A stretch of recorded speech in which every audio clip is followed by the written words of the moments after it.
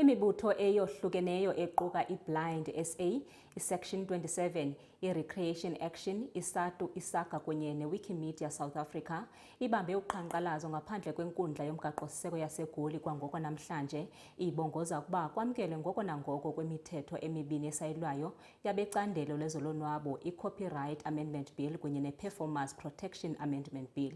Okuza emva kokuba umongameli Cyril Ramaphosa wabhalela inkundla ngo-Okthobha ka-2024 evakalisa inkxalabo yokuba imiqathango ethile yale mithetho esayilwayo ayihambelani nomgaqo-siseko woMzantsi Afrika. Ziqhinqa ngaphandle kwenkantolo yomthethosisekelo eGoli namhlanje izinhlangano zomphakathi ngobuningi bazo ngaphambi kokulalelwa komthethosivivinyo wokuchitshiyelwa kwelungelo lobunikazi kanye nomthethosivivinyo wokuchibiyela ukuvikelwa kwabenzi.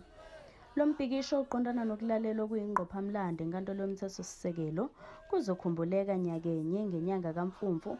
Umongameli wezwe Cyril Ramaphosa wayedlulisela enkantolo yomthethosisekelo yombili lemthethosivivinyo ukuze kukhishwe isinqumo mayelana nokuhambisana kwayo nomthethosisekelo.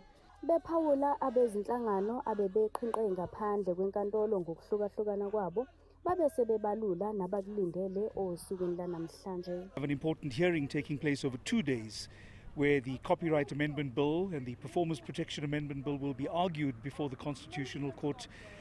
The stake for the actors is pivotal because it has to do with us having a royalty right for the very first time in South African history.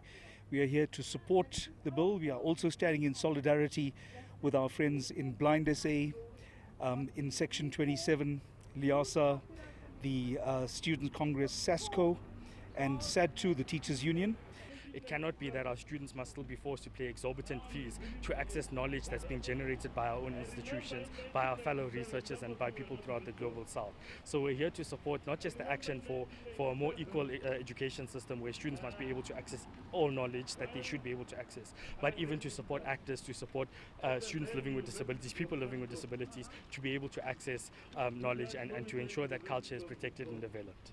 Ababhikishi bafuna yamkelwe ngokushesha yombili lemthetho abathi ibalulekile ekuvikelweni kwamalungelo abahlali, ukuvumela ukufinyelela emfundweni kanye nokwenza imithetho yaseNingizimu Afrika yamalungelo okushiqilela ibe yisimanje manje. Ezindabeni zeSoweto TV, nginguNobuhle wakwaNdlovu ngibika ngiseJohannesburg.